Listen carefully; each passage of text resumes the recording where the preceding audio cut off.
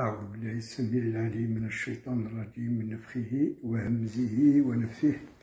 بسم الله الرحمن الرحيم. اللهم صل وسلم وبارك وأنعم على سيدنا ومولانا وحبيبنا محمد صلى الله عليه وسلم وعلى آله وأصحابه أجمعين. رب اشرح لي صدري ويسر لي أمري واحلل عقدة من لساني يفقه قولي. On a abordé comme ça, très vite, un sujet très délicat, mais j'ai promis de faire quelque chose de plus, plus clair et plus conforme à l'esprit de l'islam et de la charia concernant la question de la volonté et du vouloir de Dieu subhanahu azza wa jal. Les gens qui ne sont pas musulmans ont souvent dit que le Dieu des musulmans guide qui il veut et égare qui il veut. Et du fait que dans le Coran lui-même, Dieu ne donne pas tout à fait les raisons, les causes et comment que cette volonté à lui s'exerce sur les êtres humains et sur les djinns, de manière, est-ce qu'elle est arbitraire, est-ce qu'elle est comme ça aléatoire, improvisée, ou bien elle, elle prend ses racines, elle prend donc ses appuis sur des événements et des choses qui sont dans la réalité, dans l'existence et chez les êtres humains et les djinns qui sont responsables de l'islam, responsables de l'amana, responsables auprès de lui parce qu'il les a créés pour qu'ils l'adorent, pour qu'ils le connaissent. D'emblée, je peux dire que la question de la volonté, du vouloir de Dieu, la volonté c'est l'irada, le vouloir c'est le mashia, c'est comme si on parlait aussi du qada, du destin et de la prédestination, du qada et le qadar. Nous devrions y croire, comme l'a dit Sayyidina Muhammad sallallahu alayhi wa sallam, l'imanu bil qada'i wal qadar khayruhu wa sharruhu halwuhu wa murruhu, et donc nous devrions y croire. Mais la question déjà de l'qada ou l'qadar, au temps du prophète et après le prophète, beaucoup de compagnons, beaucoup de philosophes, de théologiens, de chercheurs, de penseurs ont essayé de comprendre. Et il y a une citation de Sayyidina Ali karramallahu wajhah qui a donc remis les choses en place et où il a dit la question du qada et du qadar, du destin de la prédestination, est une mer ténébreuse, houleuse. Celui qui voudrait s'enfoncer risque donc de se noyer, car c'est des mystères et des secrets que celui, subhanahu azza wa jal, connaît. Il connaît, et c'est dans sa science donc absolue, dans sa science et dans son essence absolue, donc cette question, mais comme tous les savants l'ont dit, donc la question du destin de la prédestination aussi donc s'appuie sur donc sa justice absolue, sa sagesse absolue et aussi donc ses connaissances et ses sciences éternelles concernant l'univers et ce qui le renferme jusqu'à sa fin.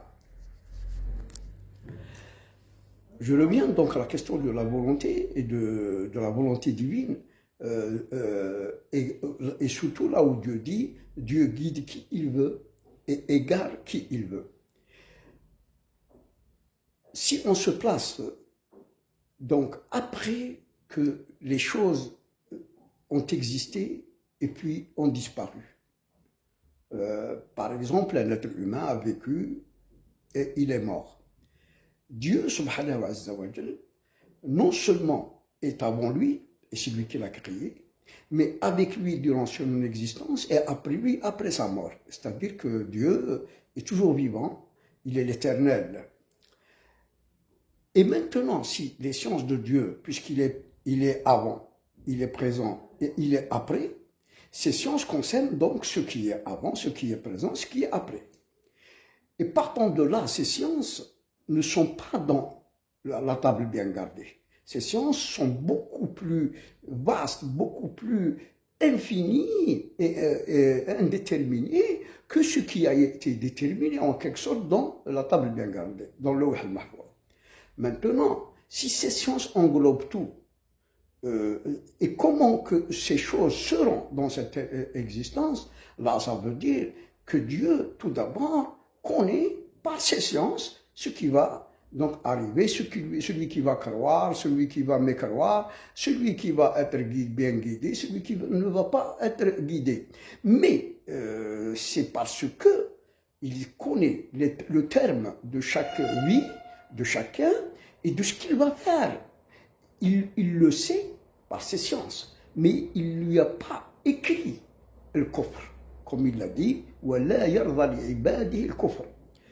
Dans ce cas-là, donc, en quelque sorte, Dieu, c'est par ses sciences qu'il guide qui il veut, et il égare qui il veut, en sachant ce que cette créature fera d'elle-même, pour elle-même, et qu'est-ce qu'elle donc fera dans le cadre de la religion, ou est-ce qu'elle va renier l'existence de Dieu, ou est-ce qu'elle va croire, est-ce qu'elle va éveiller sa foi qui est dans sa fitra, ou bien donc il va mécroire et enfouir encore cette lumière de foi qui existe dans chaque être humain.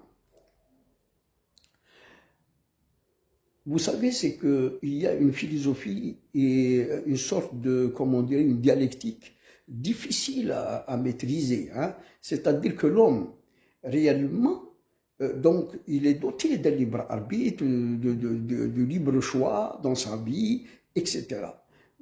Et Dieu, en quelque sorte, épouse cette volonté de l'homme, ses choix, ses désirs de faire, et il lui a donné même un pouvoir de faire, etc. Et, en quelque sorte, Dieu réalise pour l'homme hein, ce qu'il veut. Il le crée pour lui, parce que c'est lui qui crée aussi les actes, il crée les œuvres, mais elles correspondent à l'intention, au vouloir, au désir, au choix intime, à la volonté de cet être humain. Mais c'est Dieu qui crée toute chose et il maîtrise toute chose. Et du fait que toute chose donc revient à la volonté, au choix et à la prise de décision de tel être, elle sera donc inscrite dans son kitab, dans son livre, et donc de bien ou de mal, c'est selon ce qu'il fait. D'ailleurs, si c'est pas comme ça veut dire que Dieu serait injuste de juger les êtres humains après les avoir programmés et prédestinés à l'enfer et prédestinés donc au paradis. Mais en voyant les choses sous cet angle, nous pourrons comprendre que donc c'est l'homme qui fait par lui-même son destin, et c'est lui qui est responsable devant Dieu de la religion, du fait que aussi là Dieu n'a pas laissé l'humanité dans l'obscurité, dans l'ignorance. Il a envoyé des milliers de prophètes et le sceau des prophètes, et il a préservé le Coran qui sont ses paroles. Il suffit, d'ailleurs moi je crois que le secret est là, il suffit pour chaque être humain, qu'il soit un Esquimau du pôle Nord, un Russe dans la Sibérie, je ne sais pas, un Hindou, un Hindou égaré, ou bien je ne sais pas, un Africain aussi égaré, qui lise le Coran, qui lit certains versets, il se pourrait que quelques sourates vont interpeller, ils vont interpeller sa foi. Il se pourrait que le Coran va l'éveiller parce que c'est la parole de Dieu qui sont vivantes, éternelles, et c'est par elle qu'il s'adresse à tous les cœurs, à toutes les foi, à toutes les consciences du monde. Je crois que de toute façon, effectivement, il y a des choses aussi qui rentrent donc un peu en conflit, presque en contradiction, même avec cette approche du fait que Dieu aussi dit « Fa'al lima yurid », donc il fait ce qu'il veut. Il dit aussi « La yus'alu amma yaf'al wa hum yus'alun », donc il ne sera pas questionné pour ce qu'il fait, mais les êtres humains et les djinns seront questionnés pour ce qu'ils ont fait. Mais les deux versets que je viens de citer sont nuancés. Ce n'est pas, justement, ça ne concerne pas la volonté de l'homme, le choix de l'homme, qui reste donc libre chez l'homme. Mais Dieu fait ce qu'il veut pour d'innombrables choses dans l'univers, dans les communautés, etc. etc. Et c'est lui le créateur. Comment qu'il serait donc questionné sur ce qu'il fait, puisque c'est lui le roi, l'univers lui appartient, c'est lui qui a créé toutes choses, et il est le gouverneur de toutes choses, et il gère toutes choses avec sagesse, avec justice. Et c'est ça d'ailleurs tellement, il ne peut pas faire de tort aux êtres humains, il ne peut pas faire de mal aux humains, il ne peut pas être injuste. Lui-même, il a interdit l'injustice pour lui-même. C'est pour ça que la responsabilité de l'homme sur terre est vraiment avérée, et elle est donc confirmée par ce que nous venons de dire. Wallahu a'lam, c'est ça, as-sawab. Toutefois, moi personnellement, je crois que cette question est tellement floue, elle est impénétrable, on ne peut pas la discerner.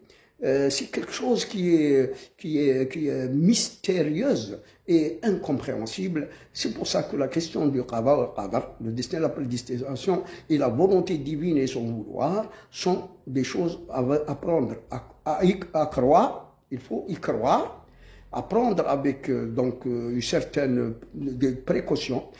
Et il ne faut pas philosopher ou chercher à comprendre, parce que justement, c'est des questions qui peuvent bien égarer les gens. Wallahu a'lam. Assalamu alaikum wa rahmatullahi ta'ala wa barakatuh.